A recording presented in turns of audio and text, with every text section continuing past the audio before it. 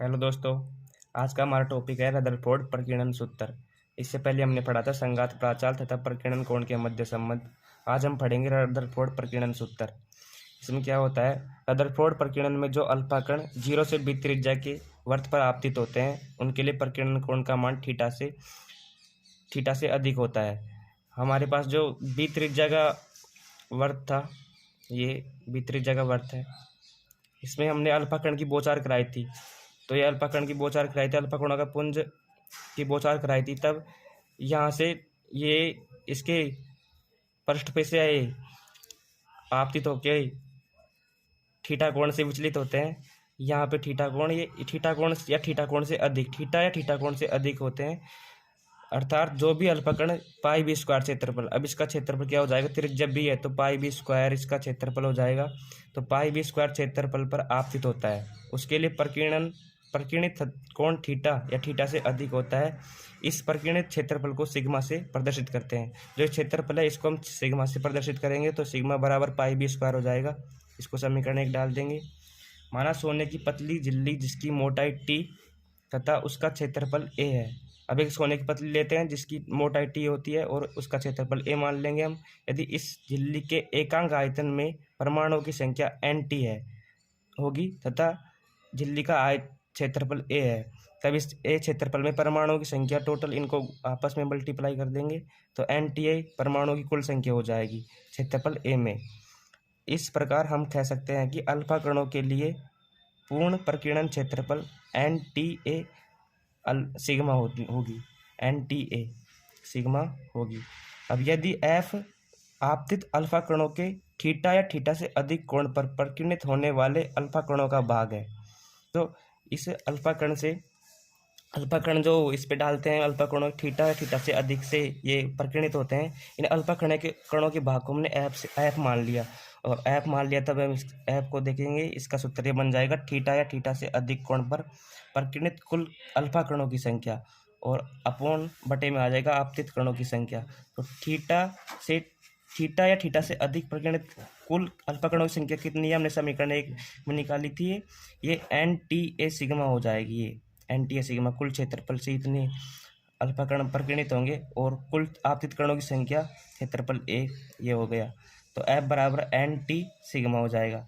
अब ये ए से कट जाएगा तो बचेगा क्या, एन टी सिग्मा डाल दे। माना पतली झिल्ली से आर दूरी पर एक संग्राहक प्लेट स्थित है जिसकी त्रिज्या आर साइन थीटा तथा मोटाई डी थीटा होगी। अब हम आर दूरी पर एक संग्राहक प्लेट लेंगे जिसकी त्रिज्या आर साइन थीटा हो जाएगी और उसकी मोटाई आर डी थीटा है। यदि इस अल्पांश वलयाकार पट्टिका का क्षेत्रफल डी एस है तो डी एस बराबर, अब 2 पाई और ये त्रिज्या है इसकी 2 पाई इंटू आर हो जाएगी, R D theta, R sine theta और R D theta, R into R square हो जाएगा 2 pi are square sine theta D theta. अब साइन थीटा का हम सूत्र जानते हैं, जैसे साइन 2 थीटा का सूत्र होता है 2 साइन, ये मैं लिख देता हूँ यहाँ पे, साइन 2 थीटा का सूत्र होता है 2 साइन थीटा कोस थीटा। मतलब ये 2 थीटा होता है तो इसका आधा हो जाता है, 2 थीटा थीटा हो जाएगा, मतलब 2 साइन थीटा थीटा। अगर ये यहाँ पे थीटा है तो थीटा का आधा हो जाएगा, तो साइन थीटा का फॉर्मूला बनेगा 2 sine theta by 2 cos theta by 2, ये थीटा आधा हो गया।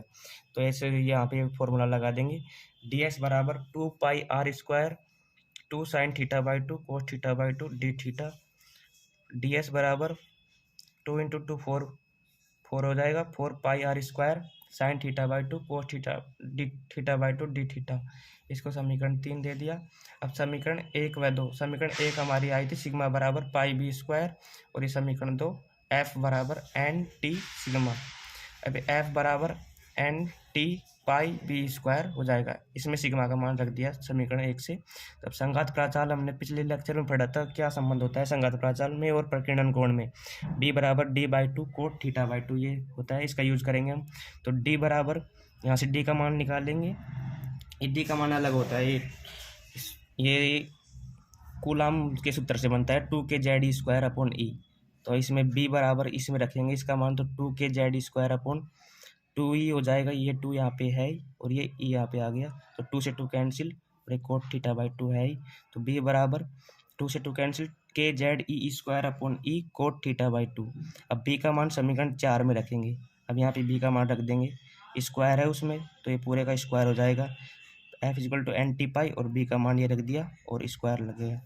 F equal to N T pi पूरे का स्क्वायर खोल दिया तो साफ के square Z square E square upon ई स्क्वायर और कोट स्क्वायर थीटा बाई 2 हो जाएगा। मजा ले रहे। अब हम इसका थीटा के सापेक्ष अवकलन करेंगे, थीटा के सापेक्ष। तो D F equal to N T pi के जेड स्क्वायर ई की power 4 E square 2 cot theta by 2। अब कोट का अवकलन हो जाएगा minus cosec square theta by 2।